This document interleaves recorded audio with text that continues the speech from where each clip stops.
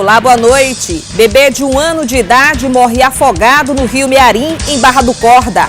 Pai e filho sofrem grave acidente na BR-222, entre os municípios de Arari e Vitória do Mearim. Estado discute intolerância religiosa durante encontro no Convento das Mercês. Maranhão é o 6º estado com maior número de vagas para o programa Mais Médicos. E ainda, escritores mirins participam de lançamento de coletâneas na Feira do Livro de São Luís.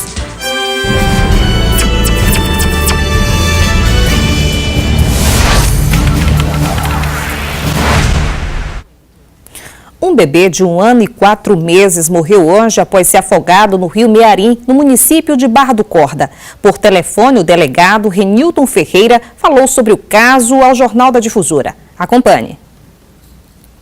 Segundo as informações que nós temos até o momento, a residência da família desta criança que veio a óbito, ela faz margens ao rio Mearim. A casa ficaria o quintal dos fundos, já direto para as margens do rio. E haveria um cercado que faria ali uma proteção. No entanto, o portão foi deixado aberto, né? Provavelmente um momento de descuido, e a criança se valeu desse descuido e acabou saindo por esse portão que já dá direto às margens do rio e se afogou. Momentos depois, a mãe percebeu a ausência da criança e começou a procurá-la. Percebeu o portão aberto e aí eles iniciaram as buscas no rio e já de pronto encontraram a criança já sem vida. Então, um fato muito triste que ocorreu hoje na cidade de Barra do Corda, o falecimento dessa criança de apenas 1 ano e 4 meses. E ainda no interior do Maranhão, 3 casos de violência contra a pessoa idosa tiveram grande repercussão este mês. Um deles, a vítima, foi a óbito. Segundo a Defensoria Pública do Estado, a negligência, violência psicológica e abuso financeiro estão entre os tipos de crimes mais denunciados. O crime que resultou na morte de Antônia Conceição da Silva, de 106 anos, em Feira Nova do Maranhão, está prestes a ser elucidado. É o que informa o superintendente de Polícia Civil do interior. Desde a prática desse crime na cidade de Feira Nova do Maranhão, vem trabalhando incessantemente, inclusive mobilizando todo o efetivo da regional, de toda a regional de Balsas, como da cidade de Balsas e da cidade de São Raimundo das Mangabeiras. E nós estamos com a linha de investigação muito forte, e logo nós teremos aí a prisão do autor. De acordo com informações da Defensoria Pública do Estado, somente esse ano 2 idosos foram resgatados na capital, vítimas de maus-tratos no próprio ambiente familiar.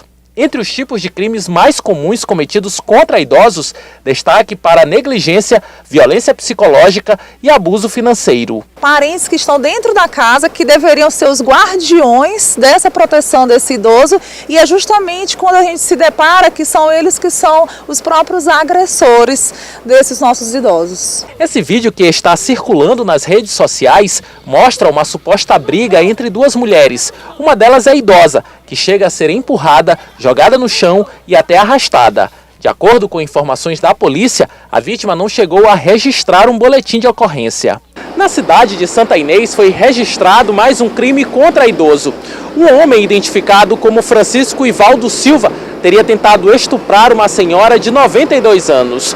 O suspeito foi autuado e a prisão dele foi decretada depois que a Polícia Civil ouviu as testemunhas. Uma senhora idosa de 92 anos teria saído de sua casa, foi pegar manga, frutas, numa mata lá perto, num lugar isolado, ermo, e lá foi abordada pelo autor, que tem 30 e poucos anos, e vizinhos encontraram ele já nu, também já tirando as vestes da idosa, e então a polícia militar foi chamada, ele foi preso e conduzido até a delegacia regional de Santa Inês, e lá ele foi autuado em flagrante pelo crime de estupro. Idosos vítimas de agressão precisam denunciar a ocorrência. Se não for pela própria vítima, essas informações devem chegar ao conhecimento das autoridades competentes por quem, por exemplo, tiver presenciado. Se empodere, fique mesmo forte para que o senhor possa fazer essa denúncia e chegue até a gente, porque a gente só precisa que a denúncia chegue até a gente. Chegando, nós mesmos tomamos de conta de tudo que ele puder imaginar. A Polícia Federal, com apoio da Secretaria da Previdência, deflagrou hoje a Operação Linha de Montagem para combater crimes previdenciários na capital maranhense. O prejuízo inicialmente identificado gira em torno de mais de 13 milhões. Os detalhes com o repórter Eduardo Ericeira. A operação, que recebeu o nome de Linha de Montagem, teve o objetivo de reprimir crimes previdenciários. Os trabalhos de investigações tiveram início ainda no ano de 2015 pela Polícia Federal. Levaram à identificação de um esquema criminoso no qual eram falsificados documentos públicos para fins de concessão dos benefícios de amparo social ao idoso e de pensão por morte. O grupo criminoso atuava desde 2010, contando com a participação de um servidor do INSS, também de um estelionatário especializado no cometimento de fraudes previdenciárias e de 2 funcionários de uma casa lotérica responsáveis pela abertura de contas para pagamento dos benefícios irregulares. Ao todo, a Polícia Federal cumpriu 5 mandados judiciais, sendo 1 de prisão preventiva e 4 de busca e apreensão. O prejuízo inicialmente identificado gira em torno de 13 milhões e 600 mil reais. A operação contou com a participação de 20 policiais federais e de um servidor da inteligência previdenciária. Os envolvidos foram indiciados pelos crimes de estelionato previdenciário, inserção de dados falsos em sistema de informações e de associação criminosa, cujas penas máximas podem alcançar 10 anos de prisão. E daqui a pouco, pai e filho sofrem grave acidente na BR-222 entre os municípios de Arari e Vitória do Mearim. E ainda, Maranhão é o 6º estado com maior número de vagas para o programa Mais Médicos.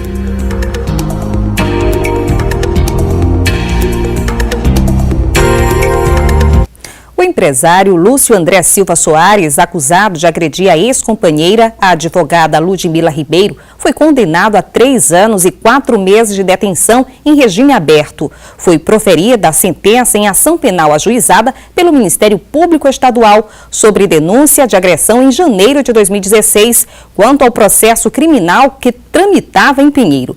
Ele responde por crimes de lesão corporal, por violência doméstica, ameaça e injúria contra a vítima. Na capital maranhense, Lúcio André responde a outro processo, também por violência doméstica, contra a ex-companheira. Com o término da parceria entre os governos brasileiro e de Cuba, no programa Mais Médicos, o Ministério da Saúde abriu 8.517 vagas em mais de 3 mil municípios de 34 distritos indígenas. O Maranhão é o 6º estado com maior número de vagas para 155 cidades. A decisão do governo federal de contratar 8.517 médicos foi comemorada pelas entidades de classe. Nós temos um contingente grande de médicos sendo formados a cada ano no Brasil, em torno de 26 mil. No Maranhão, em torno de 400, 430 por ano. Então nós temos um contingente de médicos que está procurando esse mais médico. Ontem à tarde, o site do Ministério saiu do ar, por qualquer motivo, e foi um Deus nos acuda, só voltou à noite. Considerando que apenas em 3 horas, mais de 3 mil médicos se inscreveram e o programa ele solicita 8.517 médicos para repor a mão de obra dos médicos cubanos, nós não temos dúvida nenhuma de que temos mão de obra médica suficiente para atender essa necessidade num curto espaço de tempo. O edital lançado ontem foi para suprir a saída dos médicos cubanos do programa Mais Médico e que representou um déficit de quase 10 mil profissionais na saúde pública do país. São médicos que trabalhavam em mais de 3 mil municípios brasileiros e que de uma hora para outra foram convocados para deixar o país. A decisão do governo de Cuba foi uma resposta às declarações do presidente eleito Jair Bolsonaro sobre mudanças que seriam feitas no contrato entre os dois países. Para suprir essa ausência, os médicos que forem contratados serão distribuídos entre 2.824 municípios e 34 distritos indígenas. Só no Maranhão estão sendo oferecidas 469 vagas para 155 cidades. O contrato é de 36 meses e as atividades incluem 8 horas acadêmicas teóricas e 32 horas em unidades básicas de saúde, e o salário é de R$ 11.800. Todas as vagas serão ofertadas aos médicos com registro no Conselho Regional de Medicina do Brasil. O presidente do Conselho Regional de Medicina do Maranhão acredita que o número de vagas a ser preenchido pelos médicos brasileiros não será um problema. Para ele, diferente do que se fala, há sim interesse desses profissionais em trabalhar nas cidades do interior. No entanto, afirma que é preciso criar condições básicas para o profissional permanecer. É um tripé importante para fixar o médico no interior. É a carreira de Estado como nação, carreira do SUS, para que o médico comece lá numa aldeia indígena, por exemplo. Tem médico que trabalha em aldeia indígena. E saiba que daqui a determinado tempo ele vai estar num lugar maior, condições de trabalho e estudo para sua família. Já o presidente da Associação Médica do Maranhão também concorda de que as vagas serão preenchidas pelos médicos brasileiros, mas ressalta a necessidade de criar a carreira de médico do Estado com a realização de concurso público para que o profissional esteja motivado. A carreira de Estado é concurso público para médico do SUS, feito pelo governo federal, onde o médico ele pode ter um salário digno, uma carreira, um plano de carreira, ele pode ter estabilidade, ele pode ter direito a férias, que hoje, se você procura qualquer médico que presta, grande parte do que presta serviço público, ele não é concursado, ele não tem carteira assinada, ele não tem estabilidade. Então, a carreira de Estado é a proposta que nós verificamos a médio prazo, que vai suprir toda a necessidade da atenção básica para a rede do SUS em qualquer lugar do país. Para criar um ambiente de diálogo entre as diferentes religiões que possibilite a promoção de uma cultura de paz e de respeito à diversidade religiosa, o governo do Maranhão realizou hoje a segunda edição do Encontro Interreligioso, que acontece no auditório do Convento das Mercês, em São Luís. O encontro reuniu representantes de várias religiões em um mesmo espaço. E essa é a principal motivação, que as diferentes manifestações religiosas possam viver em paz, pregando uma cultura de respeito e de combate à intolerância religiosa. Independente da espiritualidade, das regras de cada religião, todas elas convergem com o mesmo ponto, que é do exercício da caridade, do amor ao próximo. Durante o encontro, uma grande corrente da paz, com a participação de representantes das instituições religiosas que estiveram presentes. O governo do estado do Maranhão teve essa ideia, de fazer esse encontro. A gente já veio com outros encontros, outro GT de trabalho, para chegar nesse momento e a gente poder sentar, realmente dialogar entre os pares, com dignidade e respeito, poder se entender dentro dessa questão religiosa aqui do estado do Maranhão, principalmente, até pela questão do combate da intolerância religiosa, o respeito aos pares. No Brasil, não é diferente. Um país predominantemente católico. É a religião com mais adeptos, também em todo o mundo. Para mim, esse encontro interreligioso é de suma importância.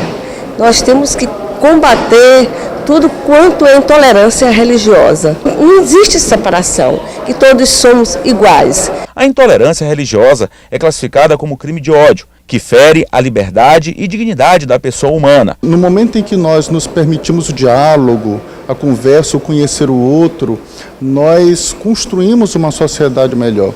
Uma sociedade onde haverá contribuição de todas as religiões para uma construção ética, para uma construção moral de cidadãos e cidadãs que se respeitem e se compreendam.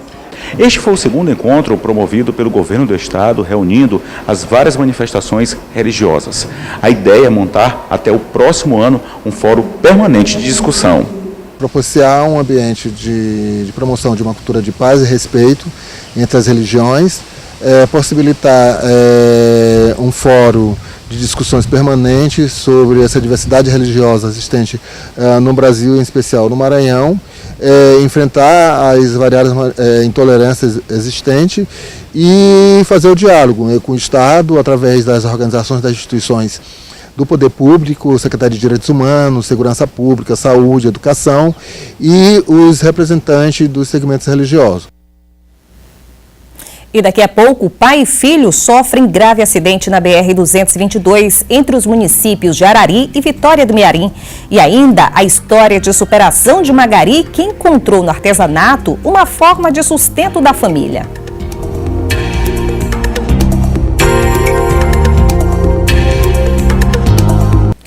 Uma colisão frontal entre um carro de passeio e um caminhão pau de arara que transportava passageiros deixou pelo menos 3 pessoas mortas e 8 feridas na tarde de hoje na BR-222, entre Vitória do Mearim e Arari. Um pastor identificado como Francisco Araújo e o filho de 3 anos estão entre as vítimas. Além deles, há informações de que a esposa, um outro filho do casal de 8 anos e uma jovem que estava no interior do veículo ficaram gravemente feridos. No caminhão, uma mulher identificada como Samara Abreu Rodrigues também teve morte imediata.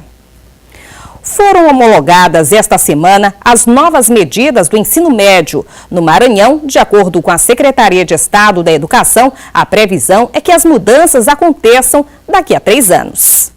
As mudanças foram homologadas nesta semana pelo Ministério da Educação. As novas diretrizes curriculares nacionais do ensino médio. As medidas fazem parte da reforma do ensino médio brasileiro, sancionada no ano passado. O documento foi aprovado no início deste mês pela Câmara de Educação Básica, órgão consultivo e normativo do MEC. Uma das principais modificações estaria no aluno escolher em que área desejaria seguir no término do ensino fundamental, antes de ingressar no ensino médio, nos primeiro, segundo e terceiro anos. O aluno estudaria apenas as disciplinas específicas. A possibilidade de os estados oferecerem ensino médio à distância, de até 20% no ensino diurno e até 30% no ensino noturno, isso é opcional para os estados, e também os itinerários formativos, é uma mudança substancial, mas que depende da aprovação da Base Nacional Comum Curricular, a famosa BNCC.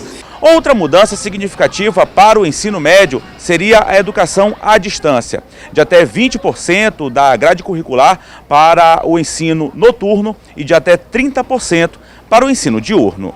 Mas o secretário alerta que essas mudanças, caso sejam colocadas em prática, serão pelo menos daqui a 3 anos. Devem ser trabalhadas e discutidas ainda pelos governos, junto com a comunidade acadêmica. É algo que tem que ser muito bem estudado, trabalhado, notadamente nas pequenas cidades que só tem uma escola de ensino médio, porque essas precisam oferecer no mínimo 2 itinerários formativos.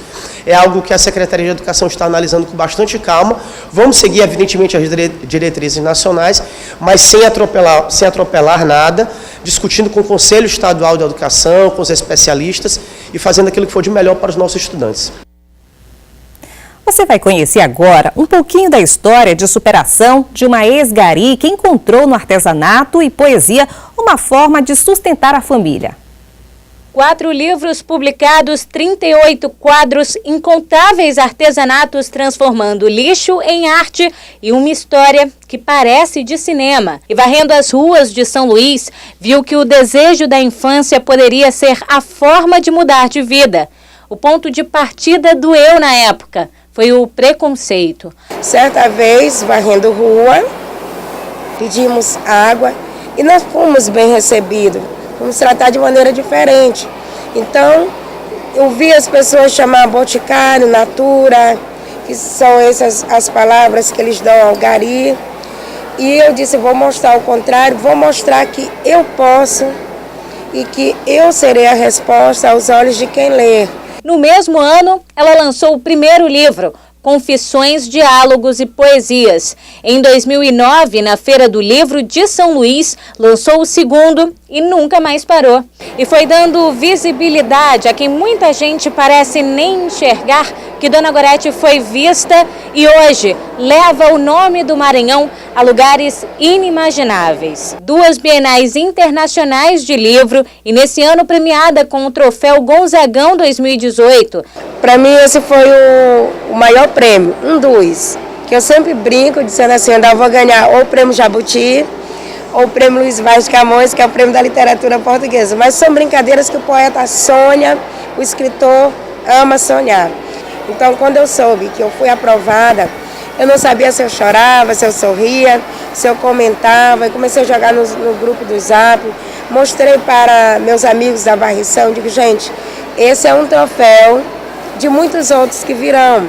Atualmente, ela não trabalha mais como gari e na 12ª Félis expõe um pouco do que continua produzindo.